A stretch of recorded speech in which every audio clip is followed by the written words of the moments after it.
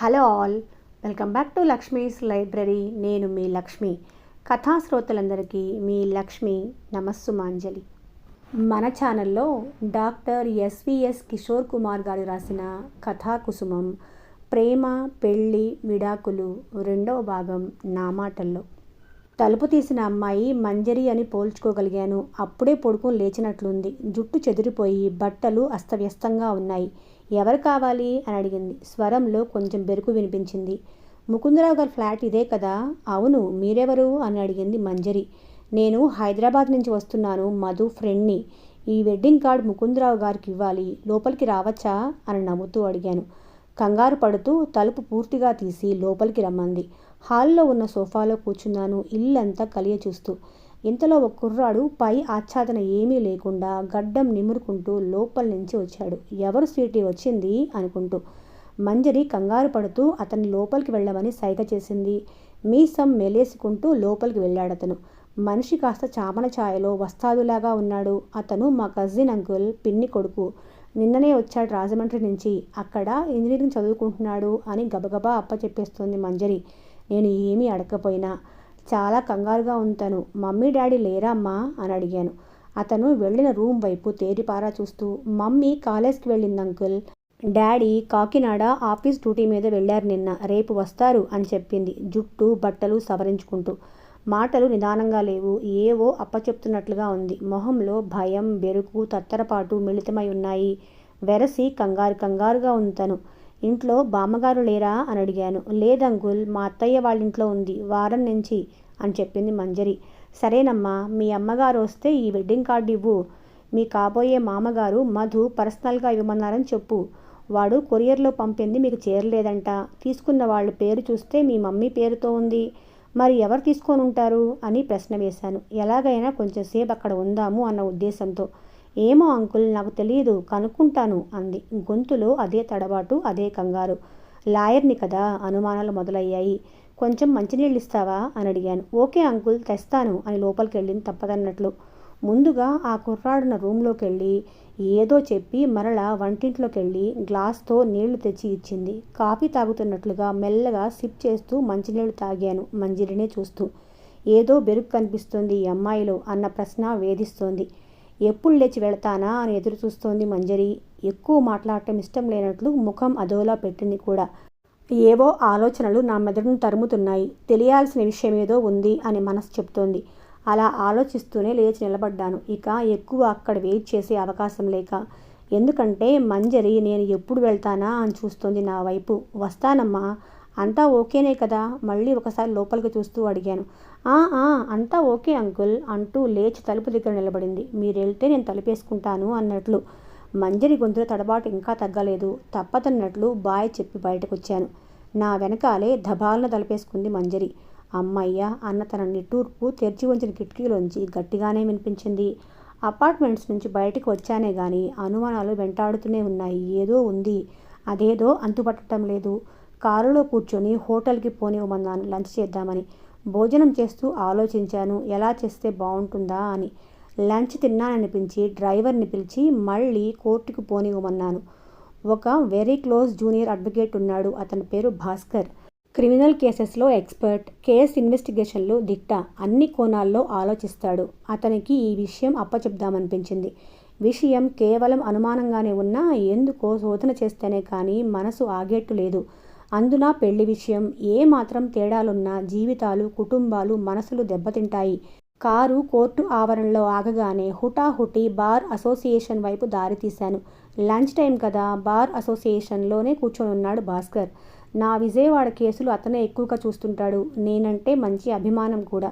Bhaskar cousin Manohar నా దగ్గర హైదరాబాద్లో జూనియర్ అడ్వకేట్గా ఉన్నాడు.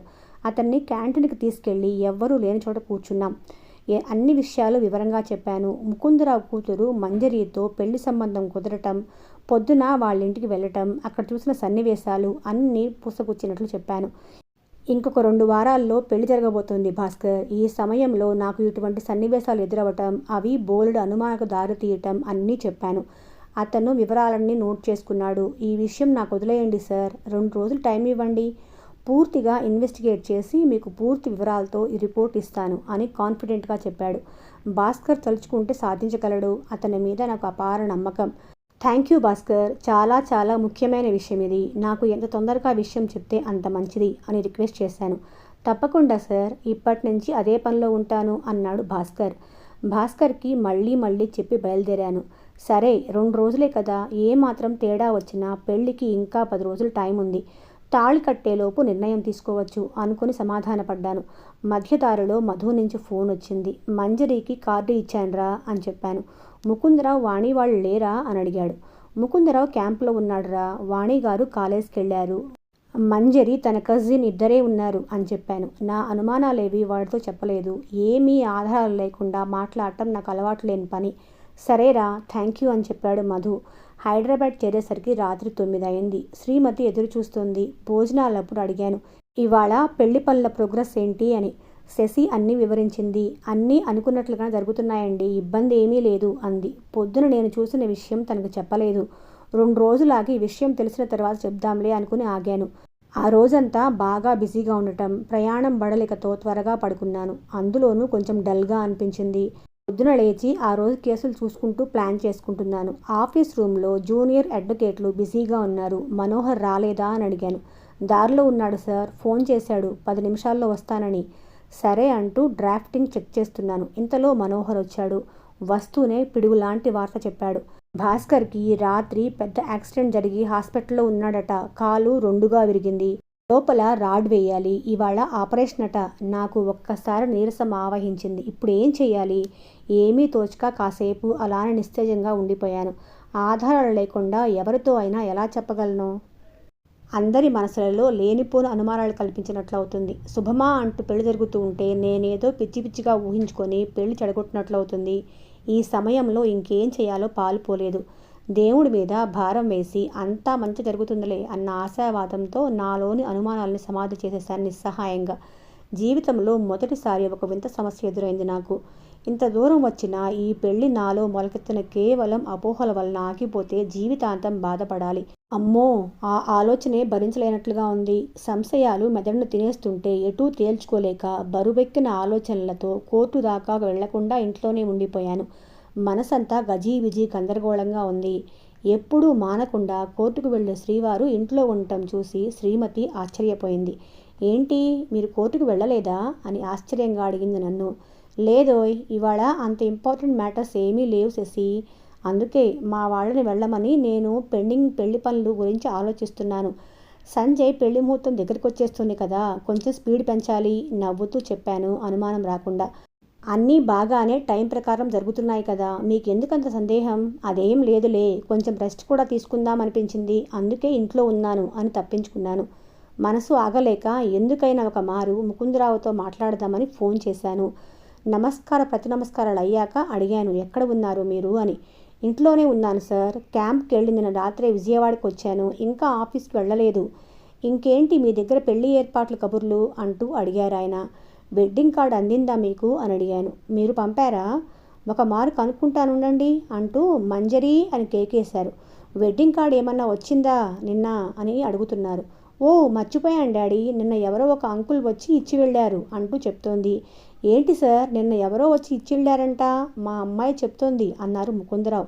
నేనే వచ్చానండి పర్సనల్గా, మీ అమ్మాయి చెప్పలేదా అని అడిగాను. మళ్ళీ కూతురు వైపు తిరిగి అడుగుతున్నారు ఆయన. మంజరి ఏదో చెప్తోంది. సారీ సార్, మంజరి మీ పేరు మర్చిపోయానట్లుంది. నిన్నంతా బిజీగా ఉందంట, ఏదో ప్రాజెక్ట్ వర్క్ చేస్తుంది, ఆ వర్క్లో బిజీగా ఉన్నట్లుంది. ఏమీ అనుకోకండి అని నొచ్చుకున్నాడు. పర్వాలేదండి, నిన్న తన కజిన్ కూడా ఎవరో వచ్చినట్లున్నాడు అంటూ అడిగాను. కజినా?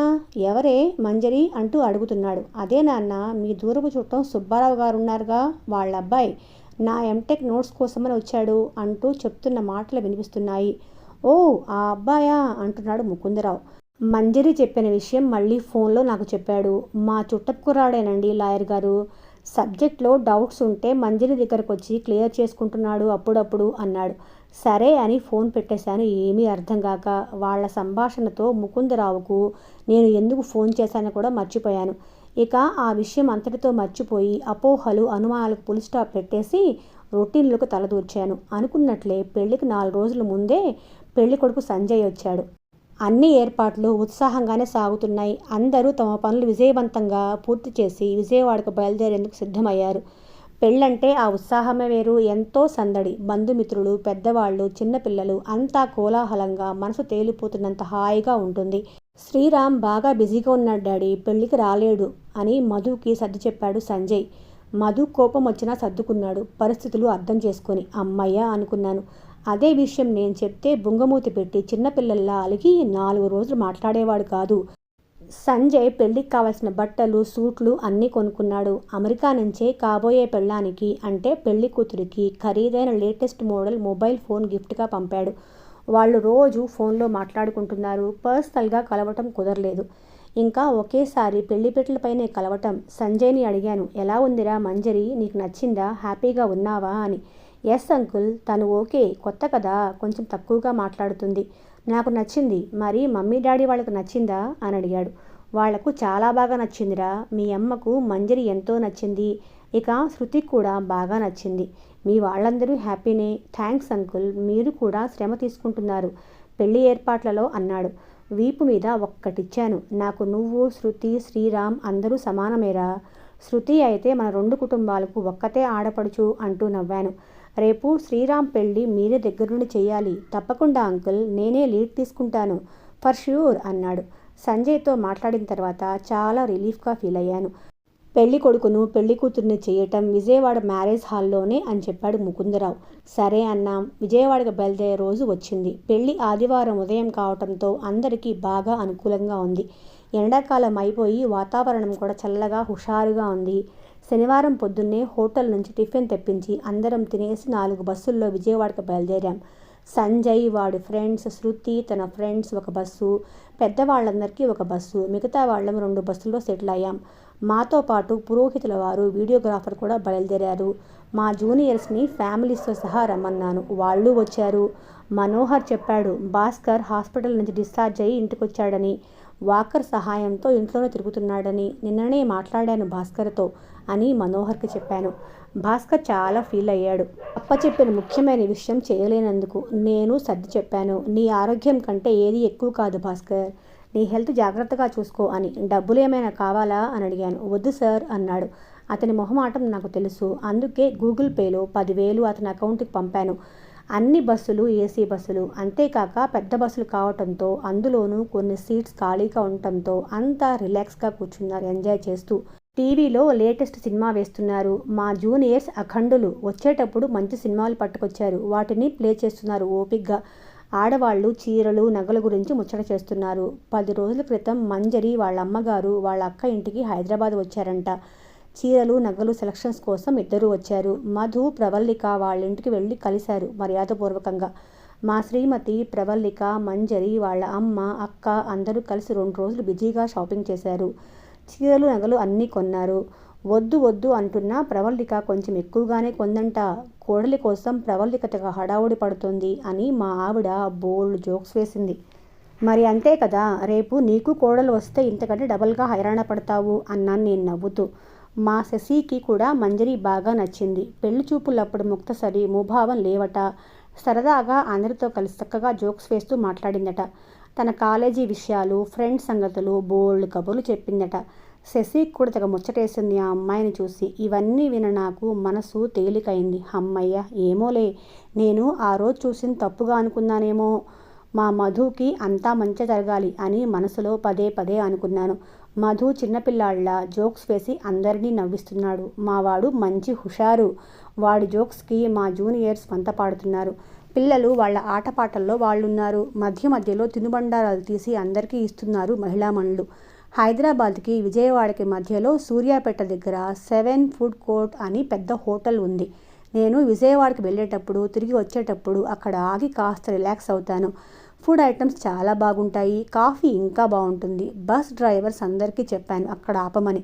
అందరూ కాసేపు రిఫ్రెష్ అయ్యి బయలుదేరచ్చు. అందులో పెద్దలు, పిల్లలు, ఆడవాళ్లకు అక్కడ చాలా సౌకర్యంగా ఉంటుంది. అందరూ డ్రైవర్స్కి మరీ చెప్పాను స్పీడ్ ఎక్కువ వెళ్ళొద్దు అని. మధుకి చటుక్కున సందేహం వచ్చి అడిగాడు, అడగడం మర్చిపోయానురా, రూమ్స్ బుక్ కన్ఫర్మ్ అయ్యాయా అని. నిన్ననే ఫోన్ చేశాడు రా హోటల్ వాడు. మనం అడిగిన 60 రూములు బుక్ చేసి ఉంచాడు. మన వాళ్ళందరూ బస్సుల్లో డైరెక్ట్గా హోటల్కి వెళ్ళొచ్చు. మన కుటుంబాలు ముకుందరావు పెళ్లి మండపంలో బుక్ చేసిన రూమ్స్కి వెళదాం. బస్సులు ఎలాగూ మన కంట్రోల్లోనే ఉంటాయి కనుక హోటల్లో బస్ చేసిన మన వాళ్ళని సాయంత్రం ఫంక్షన్ టైంకి పెళ్లి మండపానికి తీసుకొస్తారు. అన్నీ వివరంగా చెప్పాను మధుకి. నవ్వుతూ చెయ్యి నొక్కాడు మధు. థ్యాంక్స్ రా అన్నట్లుగా. విజయవాడ హోటల్ వాడు నా క్లయింట్. పెళ్ళిళ్ళ టైం కదా, రూమ్స్కి బాగా గిరాకీ ఉంది వాడికి. నేను ముందే చెప్పి ఉంచాను. ఆఖరి నిమిషంలో ఇబ్బంది లేకుండా మా ప్రయాణం జోరుగా సాగుతుంది. టైం అస్సలు తెలియలేదు. నేను చెప్పిన హోటల్ దగ్గరికి అన్ని బస్సులు చేరుకున్నాయి. ఇన్ని బస్సులు చూసేసరికి హోటల్ వాడు మనిషిని పంపాడు. అందరం ఒకవైపు టేబుల్స్ వద్దకు చేరుకున్నాం. అందులో నేను రెగ్యులర్గా అక్కడికి వస్తుంటాను కాబట్టి ఆ హోటల్ వాడు బాగా పరిచయం. నవ్వుతూ పలకరించాడు. ఎవరెవరికి ఏమేం కావాలో నోట్ చేసుకున్నాడు సప్లయర్. నేను మధు వాష్రూమ్కి వెళ్ళి బయటకు వచ్చాం. ఇంతలో అక్కడ చిన్న గొడవ జరుగుతుంది. నేను అటువైపు దారి తీశాను. 4 యువకులు హోటల్లోకి వద్దామని ప్రయత్నిస్తుంటే హోటల్ వాళ్ళు వాళ్ళని అడ్డగిస్తున్నారు. ఎందుకు వాళ్ళని రానివ్వట్లేదు అని అడిగాను. నాకు బాగా పరిచయం ఉన్న హోటల్ యజమానిని. వాళ్ళందరూ ఆకతాయి కుర్రాళ్ళు సార్. కేవలం లేడీస్ని ఏడిపించేందుకు ఇక్కడికి వస్తుంటారు. అందుకే అలాంటి వాళ్ళని ఇక్కడికి రానివ్వం. వాళ్ళ మీద పోలీస్ కంప్లైంట్ కూడా ఇచ్చాం అన్నాడు. ఎవరా ఆ పోకిరీలు అని అటువైపు తిరిగాను. ఒక్కమారు ఉలిక్కిపడ్డాను. అందులో ఒకడు ఆ రోజు మంజరి వాళ్ళింట్లో కనిపించిన కుర్రాడు. మంజరి అతన్ని కజిన్ అని పరిచయం చేసింది కూడా. హోటల్ సెక్యూరిటీ ఆ కుర్రాళ్ళని బలవంతంగా అక్కడి నుంచి పంపించేశారు. హోటల్ యజమాని దగ్గరికి వెళ్ళి వాళ్ళ గురించి మాట్లాడాను. అతనికి తెలుసు నేను లాయర్ అని. ఇంతకుముందు ఇలానే అల్లరి చేస్తుంటే వాళ్ళ మీద పోలీస్ స్టేషన్లో ఎఫ్ఐఆర్ కూడా నమోదు చేయించాం సార్. నా దగ్గర కాపీ కూడా ఉంది, ఇస్తాను రండి అంటూ అతను రూమ్లోకి తీసుకెళ్ళాడు. ఆ ఫైల్ నా ముందు పెట్టాడు. దాంట్లో ఆ కుర్రాడి ఫోటో, పేరు కూడా ఉన్నాయి. అతని పేరు మురళీకృష్ణ. ఇంటి పేరు, అడ్రస్తో సహా అన్ని వివరాలు ఆ రిపోర్ట్లో ఉన్నాయి. అతనితో పాటు ఇంకో 3 గ్యాంగ్. వీళ్ళకి ఇదే పని అని చెప్పాడు హోటల్ యజమాని తల పట్టుకుంటూ. కాపలా కాయలేక చస్తున్నాం అన్నాడు. బిజీ టైంలో దూరతారు హోటల్లోకి, సిగ్గులేని మనుషులు అంటూ తిడుతున్నాడు. హోటల్ యజమాని అడిగి ఆ రిపోర్ట్, ఫొటోస్ అన్నీ నా మొబైల్లో ఫోటో ఇమేజెస్ తీసుకున్నాను. ఇంతలో మధు వచ్చాడు వెతుక్కుంటూ. ఇక్కడేం చేస్తున్నావురా? అందరూ నీకోసం అక్కడ వెతుక్కుంటున్నారు. నీకు ఆర్డర్ చేసిన టిఫిన్ కూడా చల్లగా అయిపోయింది. ఇంకోటి ఆర్డర్ చేద్దాంరా అంటూ తీసుకెళ్ళాడు. అబ్బా, కథ మళ్ళీ మొదటికొచ్చింది. ఈ సమస్య మొదటి నుంచి నన్ను వెంటాడుతూనే ఉంది. ఈ మురళీకృష్ణ అనేవాడు మళ్ళీ నాకు కనిపించాడు. అందులోనూ ఒక జులాయిగా. అతని ఇంటి పేరు, మిగతా వివరాలు ఎక్కడా ముకుందరావు ఫ్యామిలీకి సరిపోవటం లేదు. ఇదో పెద్ద పజిల్గా తయారైంది నాకు. ఐరన్ సేఫ్లో పెట్టిన ఆలోచనలు మళ్ళీ బయటకు వచ్చాయి వెక్కిరింపు నవ్వుతో. ఏంటి లాయర్ గారు మీ సామర్థ్యం? ఇప్పుడు ఏం చేయబోతున్నారు అంటూ వికటాట్టహాసం చేస్తున్నాయి. అమ్మ బాబో, ఇక తట్టుకోవడం నా వల్ల కాదు. అందరూ జోక్స్ వేసుకుంటూ నవ్వుకుంటూ ఉంటే నేనేమో ఈ ఆలోచనలతో సతమతమవుతూ ఏం చేయాలో తోచక బలహీన పడిపోతున్నాను. పెళ్లికి ఇంకొద్ది గంటల వ్యవధి ఉంది. ఇప్పుడు ఈ తర్కం ఏమిటి తిరుమలేసా అనుకుంటూ మనసులో ఏడుకొండల వెంకటేశ్వరునికి కోటి నమస్కారాలు చేసి ఈ గండం నుంచి గట్టెక్కించమని వేడుకున్నాను. నేను మూడిగా పరధ్యానంలో ఉండటం గమనించినట్లున్నాడు మా మధు. ఏంట్రా లాయర్, నీ మనసు కోర్టులో పెట్టొచ్చావా? పోనీ ఒక పాట పాడినా అదే వెనక్కి వస్తుంది మళ్ళీ నీలోకి అంటూ జోక్ చేశాడు. వద్దురా బాబోయ్, నీ పాట వింటే ఇక్కడ జనం పారిపోతారు అంటూ బిగ్గరగా నవ్వేసి ఈ లోకంలోకి వచ్చాను. కాలేజ్ చదివే రోజుల్లోనూ అంతే. మా మధు గొంతు సవరించుకున్నాడు అంటే అందరూ ఏదో పని ఉన్నట్లు అక్కడి నుంచి వెళ్ళిపోయేవాళ్ళు.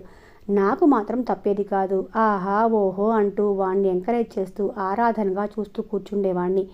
ఆ విషయాలు మళ్ళీ గుర్తుకొచ్చి హాయిగా నవ్వుకున్నాను. అందరం బస్సు ఎక్కి చలో విజయవాడ అంటూ బయలుదేరాం. బస్సులన్నింటినీ విజయవాడలో హోటల్కి డైరెక్ట్గా వెళ్ళమని చెప్పాను. హోటల్ రూమ్స్ అందరికీ తెగ నచ్చేశాయి. హ్యాపీగా సెటిల్ అయ్యారు. అందరికీ రూమ్స్కే భోజనాలు తెప్పించాం. కుర్రకారు టిఫిన్స్, నార్త్ ఇండియా స్టఫ్ అంటూ ఏదేదో ఆర్డర్ ఇచ్చారు. ఎవరి ఇష్టాను ప్రకారం వారికి ఆర్డర్ చేసి ముకుందరావుకు ఫోన్ చేశాము. హోటల్లో ఉన్నట్లు చెప్పాము. ఆయన 1 గంటలో వచ్చి మమ్మల్ని తీసుకెళ్తానని చెప్పారు. పెళ్లి కొడుకు కుటుంబం మరికొద్ది మందికి మ్యారేజ్ హాల్లోనే రూమ్స్ అరేంజ్ చేశారు. పెళ్లి సామాన్ అక్కడే ఉంచి పెళ్లికి వాడాలి కాబట్టి. మేము తీసుకున్న హోటల్ కూడా అక్కడికి దగ్గరే కాబట్టి ఇబ్బంది లేదు. రాకపోకలకి సౌకర్యంగా ఉంటుంది. మేము ఏమీ తినకుండా ముందు కనకదుర్గ అమ్మవారి దర్శనం చేసుకుని వద్దామని బయలుదేరాం. నేను, మా ఆవిడ, మధు, ప్రవల్లిక, సంజయ్, శృతి కూడా వస్తామన్నారు మాతో. స్పెషల్ టికెట్స్ ఆల్రెడీ బుక్ చేసి ఉంచాను. ముకుందరావుని గుడి దగ్గరికి వచ్చేయమని చెప్పాము. అటు నుంచి అటే వెళ్ళి హాల్కి వెళ్ళొచ్చు అని. ఆయన సరే అన్నాడు. అమ్మవారి దర్శనం అద్భుతంగా జరిగింది. మధు, ప్రవల్లిక చాలా సంతోషించారు. శుభలేఖ అమ్మవారి పాదాల వద్ద ఉంచి పూజ చేయమని పురోహితుల వారిని అర్థించాము. అన్నీ సక్రమంగా జరిగాయి. అందరం గుడిలో ముడుపులు చెల్లించి పెళ్లి హాల్కు బయలుదేరాం. ముకుందరావు గారు గుడి దగ్గర వెయిట్ చేస్తూ ఉన్నారు. ఆయనకి హలో చెప్పి బస్సు ఎక్కి బయలుదేరాం. ముకుందరావు కూడా మాతో బస్సు ఎక్కారు పెళ్లి హాల్కు దారి చూపేందుకు. సాయంత్రం 6 అయింది. పెళ్లి తంతు మొదలైంది. హోటల్ నుంచి పెద్దవాళ్ళు, కుర్రాళ్ళు అందరూ వచ్చారు. కుర్రకారు ఎక్కువగా ఉండటంతో జోష్ బాగా ఎక్కువైంది. పెళ్లి కార్యక్రమాలు అన్నీ అనుకున్నట్లుగానే జరుగుతున్నాయి. మధ్యలో కొంత విరామంలో ముకుందరావు గారు చిక్కారు ఖాళీగా. చటుక్కున జేబులోంచి నా మొబైల్ తీసి మురళీకృష్ణ ఫోటో చూపించి, ఇతను మీకు తెలుసా అని అడిగాను. ముకుందరావు మొహంలో కొద్దిగా రంగులు మారటం స్పష్టంగా కనిపించింది నాకు. అంతలోనే తమాయించుకొని, అబ్బే ఇతనెవరో నాకు తెలియదండి అంటూ ఎవరో పిలుస్తున్నట్లు అర్జెంటుగా అక్కడి నుంచి మాయమయ్యాడు. ఇదేంటి చెప్పమా అనుకున్నాను. ఏంటో అంతా మిస్టరీగా ఉంది నాకు. పెళ్లి కార్యక్రమాలు జోరుగా సాగుతున్నాయి. ఇరువైపులా పురోహితులు అన్ని పద్ధతి ప్రకారం చక్కగా చేయిస్తున్నారు. అమ్మాయిని మేనమామ బుట్టలో తీసుకొచ్చి పెళ్లిపీటల మీద ఉంచాడు. పెళ్లి కూతురు కళ్ళల్లో ఏదో బాధ లీలగా కనిపించింది నాకు. శశితో చెప్పాను, బుట్టలో తీసుకురావటం వల్ల బుట్ట ఏమన్నా ఒత్తుకుందేమో, వెళ్ళి పెళ్లికూతురు మంజరిని అడగమని. తను వెళ్ళి అడిగింది. అబ్బే ఏం లేదండి, ఇలా ఎక్కువసేపు పూజలు కూర్చోవటం అలవాట్లేదు కదా ఈ కాలం పిల్లలకి, అందుకే కొంత అసహనం అంటూ సర్ది చెప్పింది మంజరి తల్లి. భోజనాలకి ఇంకా కొంత వ్యవధి ఉంది. ఇంతలో ఫోన్ వస్తే బయటకొచ్చాను. లోపల శబ్దం ఎక్కువగా ఉండి వినపడకపోవడంతో పెళ్లి హాలుకి ఎదురుగా మురళీకృష్ణ వాడి ఫ్రెండ్స్ నిల్చొని ఇటువైపే చూస్తున్నారు. బయట కట్టిన ఫ్లెక్సీలను ఫోటోలు తీస్తున్నారు. నేను వాళ్ళని అదే పనిగా చూడటంతో అక్కడి నుంచి కదిలారు. ముకుందరావు విజయవాడ వాస్తవ్యుడు కాబట్టి అక్కడే పుట్టి పెరిగినందువల్ల పెళ్లికి చాలామందే వచ్చారు. ఒకవైపు చిన్న రిసెప్షన్ కూడా ఏర్పాటు చేశారు. కాబోయే వధూవరులు 1 గంట అక్కడ వేసిన అందమైన కుర్చీల్లో కూర్చొని అందరి దీవెనలు అందుకుంటూ బహుమతులు స్వీకరిస్తూ నవ్వుతూ పలకరిస్తున్నారు. వెళ్ళిన వాళ్ళు వధూవరుల పక్కన నిల్చొని ఫోటోలు తీయించుకుంటున్నారు. జంట చూడముచ్చటగా ఉంది అన్న కామెంట్స్కి మధు, ప్రవల్లిక తెగ ఆనందపడిపోతున్నారు. సంజయ్, మంజరి మధ్య మధ్యలో నవ్వుతూ మాట్లాడుకుంటున్నారు. కొందరిని మంజరి సంజయ్కి పరిచయం చేస్తుంది. ఈడు జోడు బాగా కుదిరింది ఇద్దరికి. శృతి తన ఫ్రెండ్స్ పెళ్లి కూతురు, పెళ్లి కొడుకు పక్కన నిల్చొని ఆట పట్టిస్తున్నారు. సంజయ్, మంజరి లైట్ తీసుకొని వాళ్ళకి బదులిస్తున్నారు. ముకుందరావు, అతని భార్య అందరినీ పేరు పేరున పలకరిస్తున్నారు. పొద్దున్నే 8 గంటలకు పెళ్ళి, ముహూర్తానికి తప్పకుండా రండి అని చెప్తున్నారు. భోజనాలు కూడా మొదలవుతున్నాయి. ఆరగించి వెళ్ళండి అని పదే పదే చెప్తున్నారు. వాళ్ళ కలుపుగోలుతనానికి నా మనసుకు హాయిగా అనిపించింది. మధు బ్యాంక్ ఫ్రెండ్స్ విజయవాడలో పనిచేసేవాళ్ళు ఫ్యామిలీస్తో వచ్చారు. వాళ్ళని రిసీవ్ చేసుకొని వాళ్ళతో మాట్లాడుతున్నాడు వాడు. నాకు తెలిసిన లాయర్ ఫ్రెండ్స్తో కొంతమంది, నాతో మధుతో చదువుకున్న చిన్నప్పటి ఫ్రెండ్స్ కొంతమంది, అందరూ కుటుంబ సమేతంగా వచ్చారు. అందరినీ రిసీవ్ చేసుకుంటూ పలకరిస్తూ వధూవరులకు పరిచయం చేస్తూ అంతా బిజీగా ఉన్నాం. అంతా సవ్యంగానే సాగుతుంది. మధ్య మధ్యలో నేను మా జూనియర్స్తో సోమవారం రోజు ముఖ్యమైన కేసుల విషయం చర్చిస్తున్నాను. అంతా ఎవరి పనుల్లో వాళ్ళు బిజీగా ఉన్నారు. ఒకవైపు భోజనాలు చేసేవాళ్ళు వెళ్తూనే ఉన్నారు. భోజనాలు అన్ని రకాలు బాగా రుచికరంగా చేశారని ఫీడ్బ్యాక్ వచ్చింది. మధు, ప్రవల్లిక సంతోషంగా ఫీల్ అయ్యారు. పురోహితులిద్దరూ హెచ్చరించారు, భోజనాల కార్యక్రమం పూర్తయితే మిగతా పెళ్లి విధానాలు నిర్వర్తించాలి అని. మాంగళ్యధారణ పొద్దున్న 8 గంటలకి, అప్పటికి అంతా టైం ప్రకారం జరగాలి అని గట్టిగా చెప్పారు. సరే అని అందరం భోజనాలు పూర్తి చేశాం. మంచి ఐటమ్స్ సెలెక్ట్ చేశారు భోజనానికి.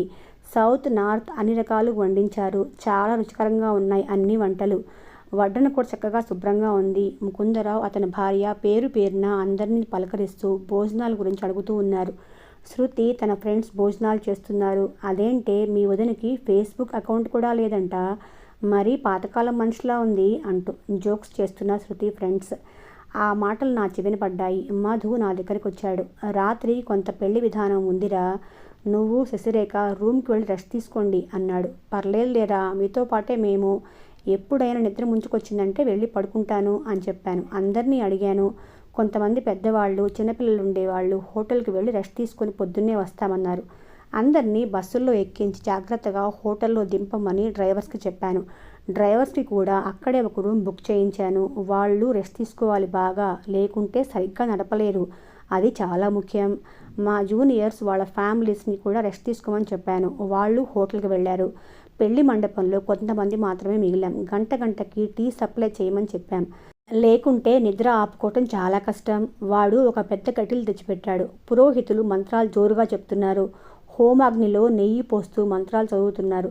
పెళ్లి కొడుకు పెళ్లి కూతురు ఆ హోమం మంట నుంచి వచ్చే పొగను చేతితో అటూ ఇటూ అనుకుంటున్నారు. వాళ్ల మొహం వైపు రాకుండా. నిజానికి ఆ పెళ్లి మంత్రాలకు ఎంతో అర్థం, మరెంతో విలువ ఉంటాయి.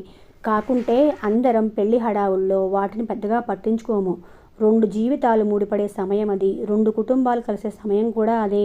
ఎంతో పవిత్రమైనది పెళ్లి అనేది. వధూవరులు ఒకరికొకరు తోడు నీడగా జీవితాంతం కష్టసుఖాలను పంచుకుంటూ కుటుంబాన్ని వృద్ధి చేసుకుంటూ ఇరువైపులా కుటుంబాలకు మంచి పేరు తేవాలి. తల్లిదండ్రులు ఎంతో శ్రమ కోర్చి మంచి సంబంధాలు వెతికి ఎంతో డబ్బు ఖర్చు పెట్టి పెళ్లి చేసే తమ పిల్ల సుఖంగా ఉండాలన్న స్వార్థంతోనే. వాళ్ళు 100 ఏళ్ళు పిల్లా పాపలతో ఆనందంగా వర్ధిల్లాలి అని ఎన్నో మొక్కులు మొక్కుకుంటారు తల్లిదండ్రులు. న్యాయపరంగా న్యాయస్థానంలో విడాకులు కోరుకునేవారు అగ్నిసాక్షిగా పెళ్లి చేసుకుని ఉండాలి. లేకుంటే రిజిస్టర్ మ్యారేజ్ అన్నా అయి ఉండాలి. ఇండియన్ డివోర్స్ యాక్ట్లో అగ్నిసాక్షి పెళ్లికి చాలా ప్రాముఖ్యత ఉంది. హిందూ సాంప్రదాయంలో వైవాహిక శుభకార్యాల్లో అతి ముఖ్యమైన ఘట్టం అగ్నిసాక్షిగా పెళ్లి చేసుకోవటం. మరి అగ్నినే ఎందుకు పెడతారు అంటే మన సంస్కృతి సంప్రదాయాల్లో అగ్నిని పవిత్రంగా చూడటం ఆచారం. పూజలు యజ్ఞయాగాదులు అగ్ని లేకుండా జరగవు. అగ్ని సాక్షిగా లేకపోతే ఆ వివాహం ధర్మసమ్మతం కాదంటారు. అయితే వివాహానికి అగ్నికి ఉన్న సంబంధం ప్రాచీన వేదాల్లోనూ పురాణాల్లోనూ ఉంది. అగ్ని సాక్షిగా వివాహం అనేది మన హిందూ సంప్రదాయం. అయితే అగ్నినే ఎందుకు సాక్షిగా పెడతామన్న విషయం ఋగ్వేదంలో వివరించారు. సోమః ప్రథమే వివిధే గంధర్వో వివిధ ఉత్తర తృతీయాగ్నిష్టే పతిః తురీయస్తే మనుష్యచౌ అని వివాహ సమయంలో వరుడు స్త్రీతో అంటాడు. అంటే నిన్ను ప్రారంభ కాలంలో సోముడు, తర్వాత గంధర్వుడు, ఆ తర్వాత అగ్ని ఏలారు. ఇహ 4వ వానిగా నేను నిన్ను ఏలుతాను అని అర్థం. అమ్మాయి పుట్టిన వెంటనే తన ఆలన పాలన చూడవలసింది సోముడు. ఎన్నిసార్లు చూసినా చంద్రుడు ఎంత ఆకర్షణీయంగా ఉంటాడో అలానే పసిపాపను చూసినప్పుడు కూడా అదే భావన కలగటానికి కారణం చంద్రుని పాలన. కొంత వయసు వచ్చాక గంధర్వునికి ఇచ్చే చంద్రుడు వెళ్ళిపోతాడు. ఇప్పుడు ఆమెను చంద్రుని సాక్షిగా గంధర్వుడు స్వీకరిస్తాడు. లావణ్యవాన్ గంధర్వ అన్నట్లు గంధర్వుడు ఆమెలో అందాన్ని ప్రవేశపెడతాడు. గంధర్వులు గానప్రియులు కనుక అందమైన కంఠాన్ని లేదా సంగీతాన్ని ఇష్టపడే మనసును ఇస్తాడు. అలా అందాన్ని చందాన్ని ఇచ్చేసి నా పనైపోయింది, ఇక నీదే పూచి అని కన్యని అగ్నికి అప్పజెప్పి గంధర్వుడు వెళ్ళిపోతాడు. ఇప్పుడు ఆమెని గంధర్వుని సాక్షిగా అగ్ని స్వీకరించాడు. అగ్నిర్వై కామకారక అన్నట్లు అగ్ని ఆమె శరీరంలోకి కామగుణాన్ని ప్రవేశపెడతాడు. ఇలా ఒక కన్య చంద్రుని ద్వారా ఆకర్షణని, గంధర్వుని ద్వారా లావణ్యతని, అగ్ని ద్వారా కామగుణాన్ని పొందుతుంది. ఇప్పుడు ఆమె వివాహానికి యోగ్యురాలైనది. ఇప్పుడు అగ్ని, వాయు, చంద్రు, ఆదిత్య, వరుణులను పిలిచి దదామీత్యగ్నిర్వదతి అంటే ఇంక ఈ కన్యను వరుణుకి ఇవ్వదలుచుకున్నామయ్యా అంటాడు అగ్ని. వెంటనే వాయు, చంద్రాది వరుణ్యులు తమ అంగీకారాన్ని తెలుపుతాడు. అంటే అమ్మాయి వివాహానికి యోగ్యురాలైంది. ఆమెను వేరొకరికి ఇచ్చి తను వెళ్ళాలి కనుక కళ్యాణ సమయంలో ఆమెను నరునికి ఇస్తాడు. అలా ఆమెను అగ్ని సాక్షిగా వరుడు స్వీకరిస్తాడు. చంద్ర సాక్షిగా గంధర్వుడు, గంధర్వ సాక్షిగా అగ్ని, అగ్ని ఆమెను రక్షించగా అగ్ని సాక్షిగా వరుడు గ్రహిస్తాడు ఆ అమ్మాయిని.